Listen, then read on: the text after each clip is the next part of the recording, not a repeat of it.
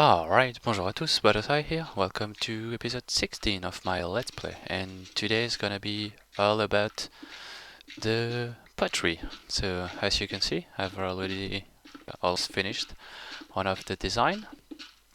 Also, I've made the floor and the ceiling for the room. I went with netherrack style, since that's gonna be the place with my cauldrons on the floor, and with the automated kiln I wanted to make something that would remind me of the nether, since that's supposed to be hot over there. So let's get into the pottery. So the system I've used work with a block dispenser, placing clay block. There's a turntable under the iron block here, and I have two, one hidden in the floor, which is placed on the sticky piston. So when the sticky piston extends, the regular piston is able to push the pottery into a water.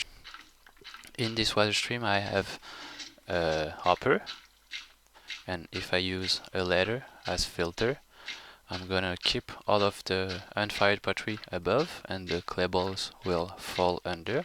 So far it's not powered yet, but this will later. This way I'll have my unfired pottery that will flow into this hopper, in which I can pick it up to cook it over there, and the clay balls will fall under into another water channel, which is down there. I just have to place one block to make sure the water won't go away, and then place my water under. There we go. So I'm gonna have the clay balls that will be carried up into, and then I'm gonna have an Archimedes screw that will lift the clay balls up, and then a water stream that will take the clay balls from here. There's gonna be water on top of the bricks, and that's gonna lead the clay balls into the hopper, which will feed the block dispenser to it. Since I'm mostly gonna use it to make solarns, well, to make urns, to after that make the solarns, and that you only need one clay ball to make the urn. This way, with the recycling of the clay balls, you can make it running, left it run a lot longer. This way, with only one stack of clay blocks, I can make almost four stack of urns. So let's get into the system. I'm gonna try to explain this one, which is the almost finished one, and then we'll get into the construction of the second one, in which there's not that much yet. As I've said, the turntable that's under the iron block is here, and the pistons to remove the unfired pottery are placed just over here, a sticky piston here and a regular piston above. So let's just turn it off. I'm gonna wait for that to finish. There we go. So I have 4 levers to select which timer I'm gonna use, because I need different timing for the pistons, for when I'm making the crucible, the planter, the vase, or the solern. So when the lever is flipped, it will power one of these 4 sticky pistons. This will place a block down, and this way the block dispenser, which is counting, will be receiving a signal from a turntable. The turntable is on the first setting, and there's only one torch on one side, and the turntable is powered by the same gearbox as the one powering the turntable for the pottery above. When I flip the lever to turn the system on, it will turn this torch off, which will power the gearbox here, and this will also allow the mechanical power to go down into the timers for the pottery. So every full rotation of the turntable, I'm gonna have a signal that will go into the 4 torches, but the signal will only go to the dispenser for which the lever is powered. So in this case that's the urn, and this will make the block dispenser here cycle through all of the wall slabs, which won't carry the redstone signal, but when it's gonna place a full block above, then I'm gonna have a signal that will go up there, that will power the sticky piston, which is this one here. So the sticky piston will extend, and a bit later can jump here. A bit later the second piston will extend as well. That's the one that's in the floor here, but it will be 1 block higher, and it will push the pottery here. Then the piston will retract. Down there I have a pulse lengther that allows me to keep this piston powered longer than the one above it, because if I unpower this one when the piston above it is still powered, it won't be able to retract the piston. So I need to make sure that this piston stays powered longer than the one above. And when both pistons have retracted, when both pistons are retracted, the signal goes to the block dispenser here to place a new clay block and start making a new pottery. So that's for the timing for the pottery and also for the harvest part. And after that I have a small setup, well, small, relatively small setup for the Archimedes screw. So just like in the previous video, the Archimedes screw is made of block dispenser, placing and removing blocks. I can show you actually. Let's just remove this redstone here.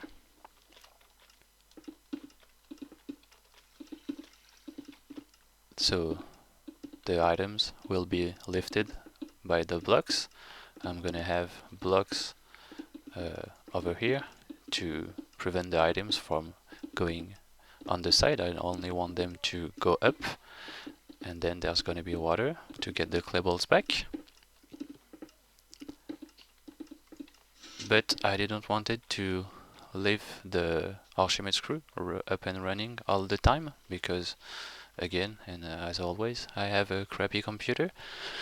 So since that's making my computer lag a bit when I'm using it, I've decided to make something to periodically turn it on and off. So for that I've used again a block dispenser as a counter.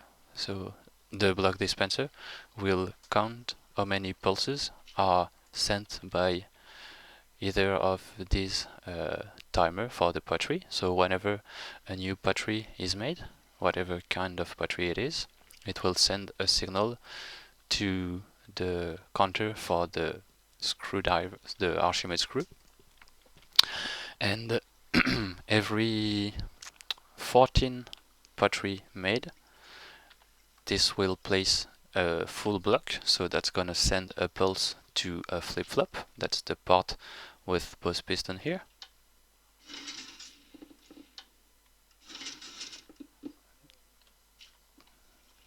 Just a regular piston flip-flop.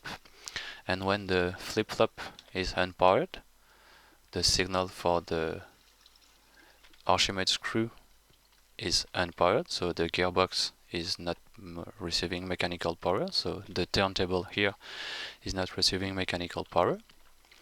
But every 14 pottery made, it will switch and turn off the Archimedes screw. So the gearbox is powered. The turntable makes the torch on the side here rotates, and the pulse goes to my block dispenser to place the blocks to carry the items upwards.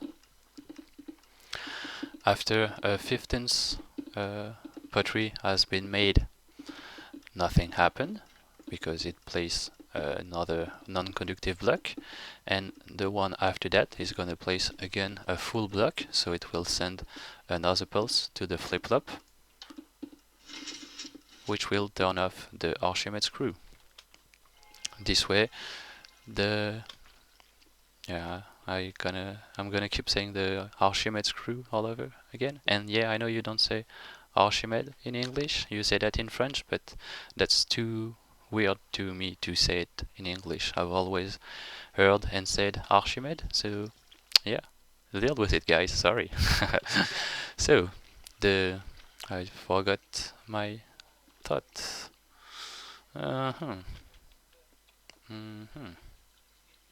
Whatever.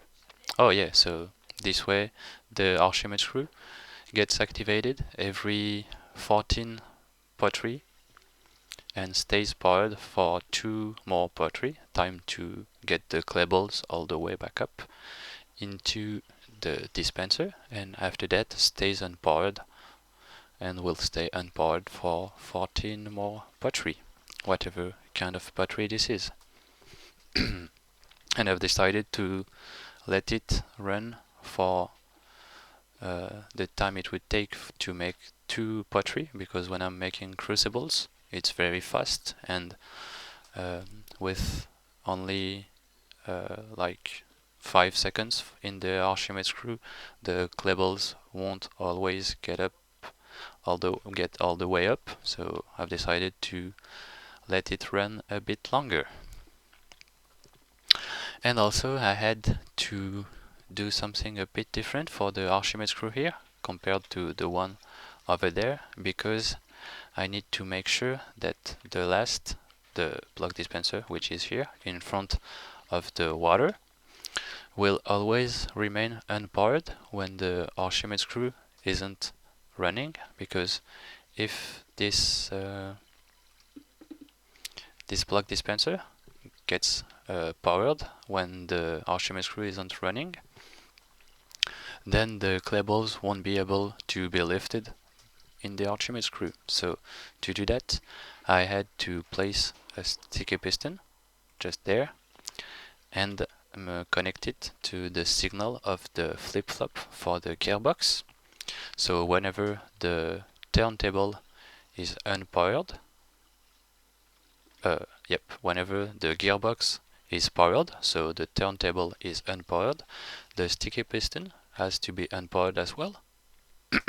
This way, my signals in the Archimedes screw are the way I want them to be, meaning that the block dispenser on the bottom is unpowered.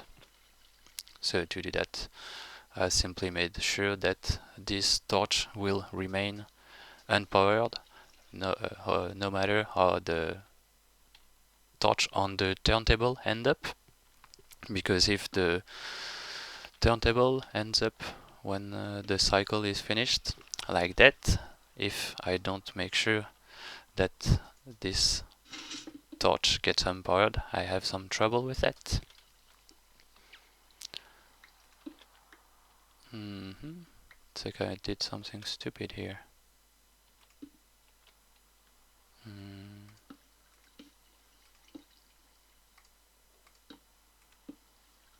Why wouldn't he retract? Yeah, that's it. And we're good. So now I'm gonna make the same design here in front of you. Well, I'll try to actually. So the first thing I have to do is to connect my 4 levers. So to do that, I placed some of them under the iron block on which the levers are, and some of them next to them. And I had to make things really compact. Well, I wanted to make things really compact, so I had to destroy it and remake it several times to be able to make it fit in the space I wanted to use. So that's 9 by 12. Yep, 9 by 12 area, and that's 12i as well, starting from the block here. I don't count the Archimedes screw for the design since it's not necessary. You can use it or not. That's just a small bonus that I like to use. That's why I trained by making one here, even if it's not completely necessary, since, well, if I want to place my blocks in the kiln, I can just climb up here. But yeah, you know, that's cool. You don't make things in Minecraft because you need them. Sometimes you want to make stuff a bit more complicated. So, yeah, let's get to that. I have my levers. I have to... you know what? I'm gonna make some sticky pistons and more piston. I'm gonna also have to make some solenoids. I left the kiln here up and running some time, and I'm gonna make some dispensers, some sticky piston, maybe go get some more redstone in the chest above to be ready, and I'll be right back. Okay, we are good to go. So first I'm just gonna get rid of that before I forget it. So I place my sticky piston facing up and my regular piston facing on the left to push the pottery. So now for my levers. I have 4 levers for which kind of pottery I'm gonna make. So I have to send the power to 4 sticky pistons facing down. There we go. The first one will be connected relatively simply from under it, and the next one, it's a bit more tricky since I have to keep these blocks here to place my water, because that's gonna be under the hopper, so I need these blocks to get the water to carry the clay balls on the opposite side. So to still be able to carry the signal, I've used some redstone tricks. So the lever will power this redstone, the redstone will then power the block, and the repeater will extract the power from the block and be powered. It will power the block here, which will power the redstone under it, and this will go into the sticky piston. I did the exact same thing for the 2 other here, and I had to get my mechanical power coming from here. So 1, 2, 3, there we go.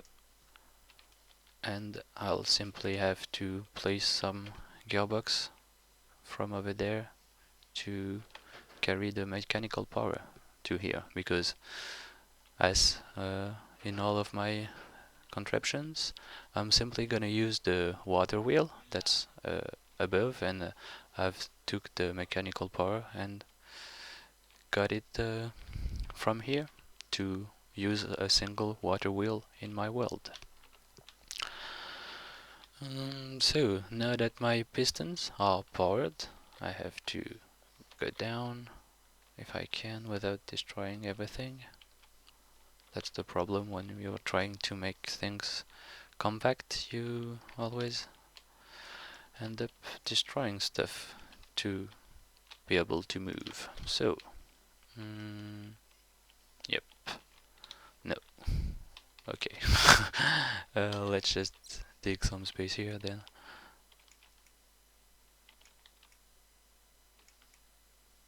This should do the trick. So, under the sticky piston, I'm gonna place some blocks. 1, 2, and the 2 other here.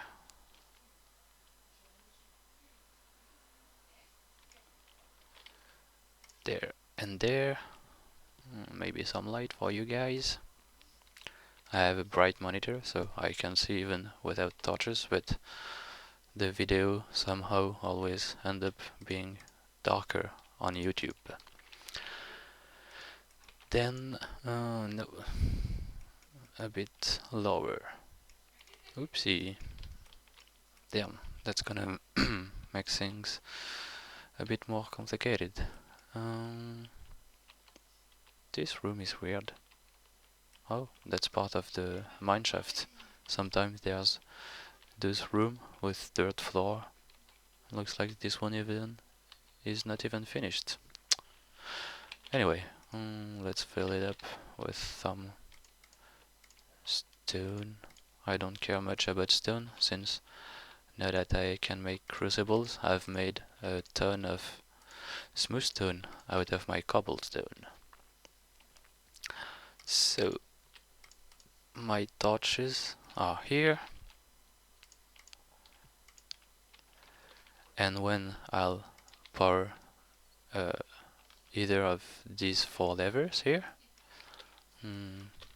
let's pick one randomly. So let's say the closest one. That's the lever to turn it on and off. We'll get to that after. So when this one is powered, it's gonna take the signal from this block here, because the piston is activated, and this way the torch sends the signal to the block, which will carry it to the dispenser. So yeah, let me dig some space, and no, I have the dispenser. So yeah, I'll just dig the space and I'll be back. Okay, actually the episode was a bit too long, so I've decided to split it in 2 parts. So I'm gonna end part 1 now, and part 2 will be the moment right after the one you just saw, and I'm gonna upload the episode today, so you're gonna have both episodes available today. So I hope you enjoyed this first part, and make sure to watch the second part to get the last part, obviously, of what we're building here. And I hope you enjoyed the video, so I'll see you soon. Bye bye.